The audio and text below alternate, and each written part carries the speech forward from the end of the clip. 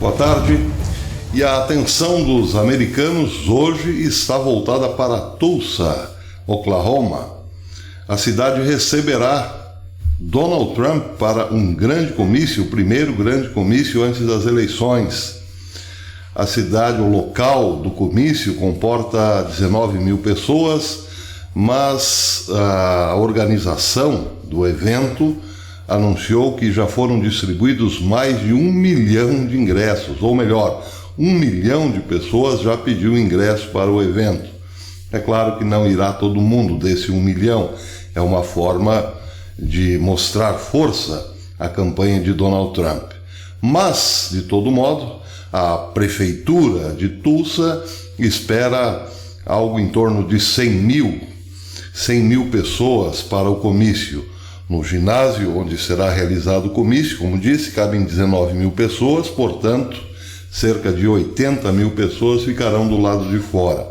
E é daí que surge uma grande preocupação, porque, segundo o prefeito de Tulsa, G.T. Bynum, existe a possibilidade de baderneiros de outros estados já estarem muito próximos e dirigindo a Tulsa. Bem, sobre isso, o presidente Donald Trump foi bastante enfático.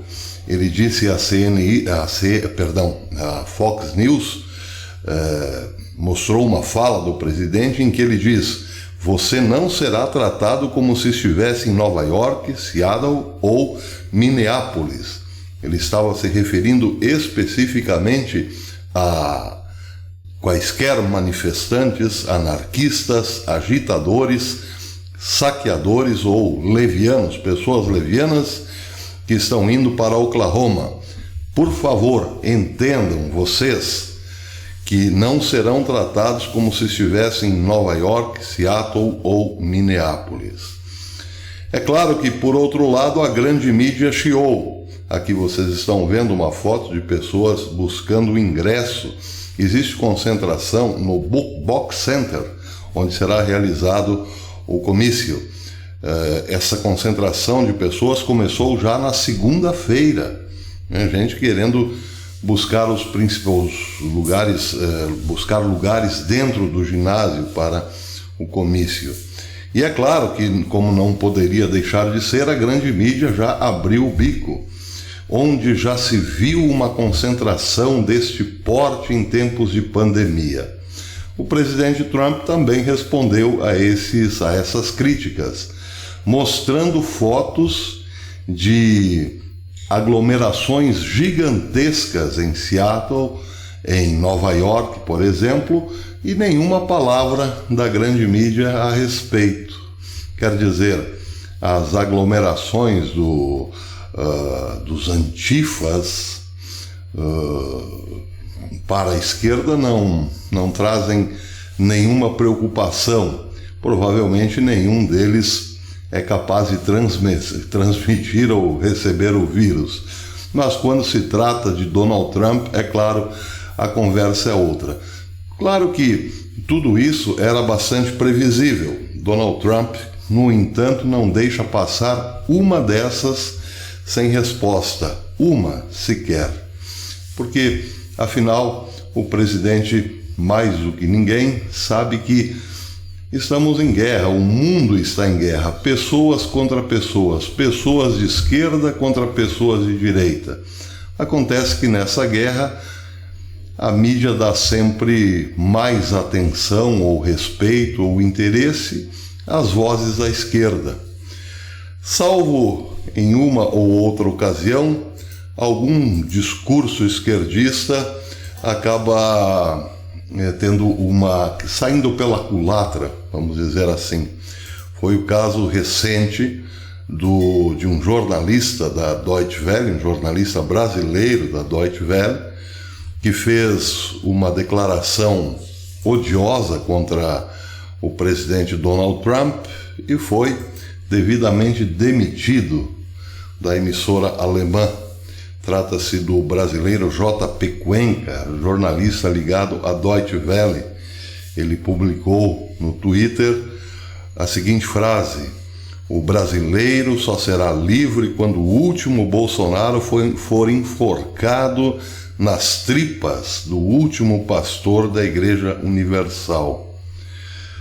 Imediatamente, o veículo alemão de mídia o demitiu e disse o seguinte: é desconcertante ver um veículo, o direito universal à liberdade de imprensa e de expressão continua sendo defendido, evidentemente, mas ele não se aplica no caso de tais declarações, afirmou a Deutsche Welle em seu comunicado oficial.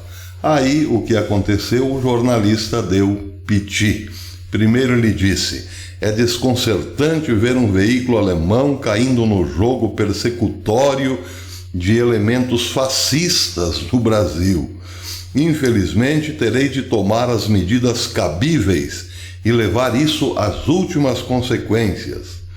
Adiante, em outros posts no Twitter, ele disse: infelizmente, terei que tomar medidas cabíveis e levar isso a últimas consequências.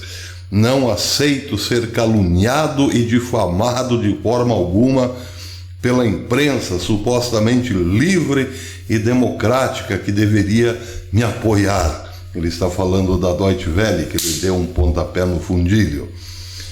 Contra o linchamento virtual, em outro post ele diz: contra o linchamento virtual de origem fascista que contou com dezenas de ameaças de mortes recebidas via inbox nas últimas 72 horas, o meu tweet em questão não contém discurso de ódio e incitação à violência, e qualquer um com um mínimo de leitura é capaz de perceber isso. Será mesmo? Vamos voltar ao tweet que deu origem a tudo isso. Ele diz: o brasileiro só será livre quando o último Bolsonaro, aí ele está se referindo a toda a família de Bolsonaro, for enforcado. A forca pressupõe a morte por enforcamento. For enforcado nas tripas do último pastor da Igreja Universal, o que também pressupõe a morte de todos os pastores, já que ele está se referindo ao último Bolsonaro, a um morticínio grande aí do primeiro ao último, mas outro morticínio do primeiro ao último pastor da Igreja Universal, porque uma vez morto teria que ceder as tripas para o enforcamento dos Bolsonaros. Portanto, claro, a matança começaria lá pelos lados da Igreja Universal. É o que se depreende. Não podemos entender outra coisa de uma frase tão direta e objetiva. Mas, como ele termina dizendo, meu tweet em questão não contém discurso de ódio e incitação à violência. E qualquer um com um mínimo de leitura é capaz de perceber isso. Pois é, aí temos que dar razão ao professor Olavo, que dizia já há muitos anos atrás, no saudoso True Outspeak, que a esquerda tem um comportamento psicótico. São, no mínimo aí, maluquinhos, ou psicopatas mesmo, para dizer a verdade. Porque não é possível entendermos este post, essa tweetada, este tweet de outro modo.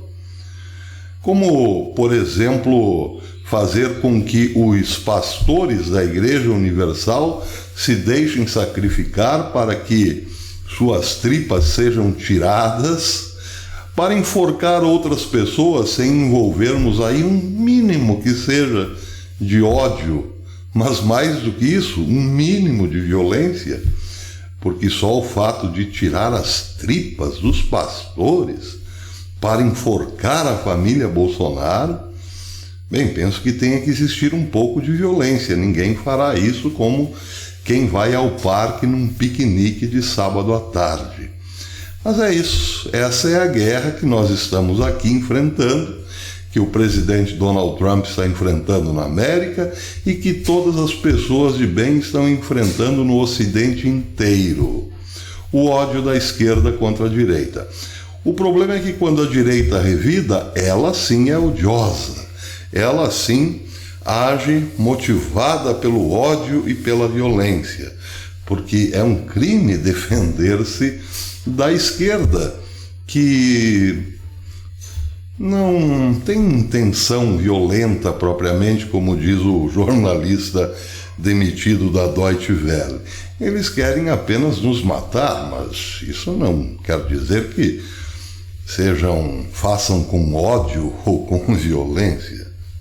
Coisa absurda. Seja como for, está aí a preocupação dos americanos de que hordas de pessoas boazinhas venham para o comício de logo mais de Donald Trump para confrontarem-se com os apoiadores do presidente.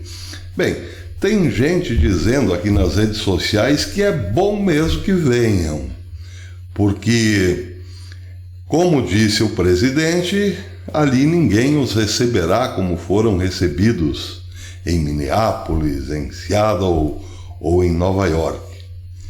Em Tulsa, o buraco é mais embaixo. Vamos aguardar. Estamos esperando o comício do presidente.